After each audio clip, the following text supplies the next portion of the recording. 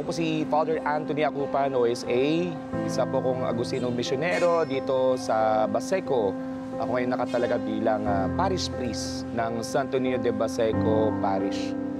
Ako pinagpapasalamat sa Caritas Manila, sa Alvarez Foundation, dahil sa binigay na pagpapala sa pamamagitan na pababahagi nila ng kanilang mga pinaghirapang mga biyaya para sa amin dito sa Baseco, lalong-lalo na sa aming mga nanay. Nagpapasalamat din ako sa aming mga lingkod dito sa Caritas Baseco dahil sa kanilang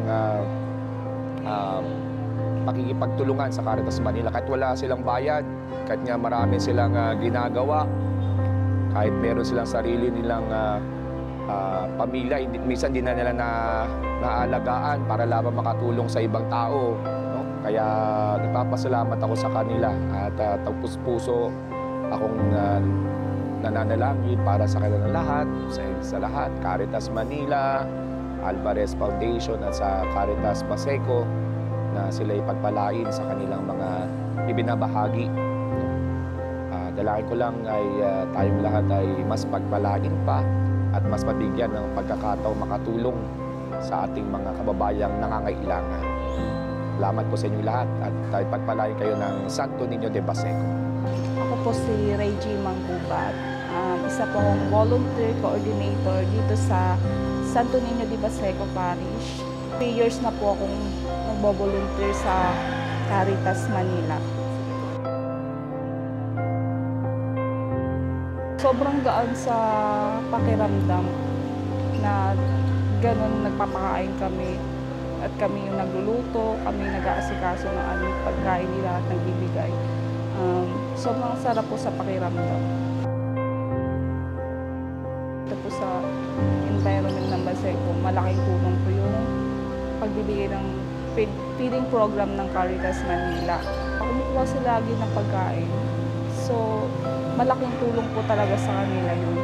And nakikita po namin na umaan naman po yung timbang nila kasi every month po, di ba, end of every month, tinitimbang namin sila. Nakikita po namin improvement.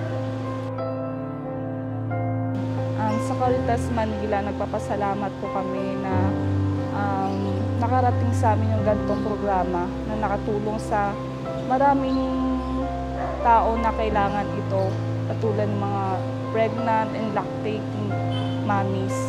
Nagpapasalamat po kami and sana po marami pang programa na maibaba sa katulad namin dito sa Baseco.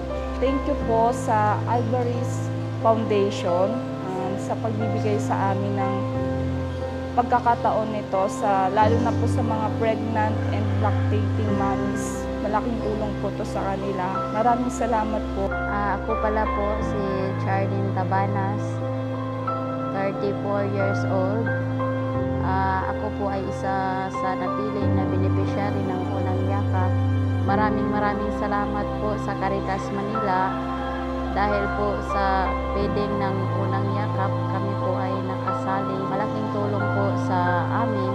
Nakadagdag po yung pagluluto nila, kasi nagluluto sila ng mga sabaw, pangpadagdag gatas, at saka yung may binibigay po sila ng mga diaper, ganun, sa mga bata. Kahit paano po nakatulong po.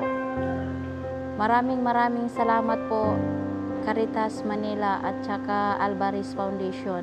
Maraming salamat po.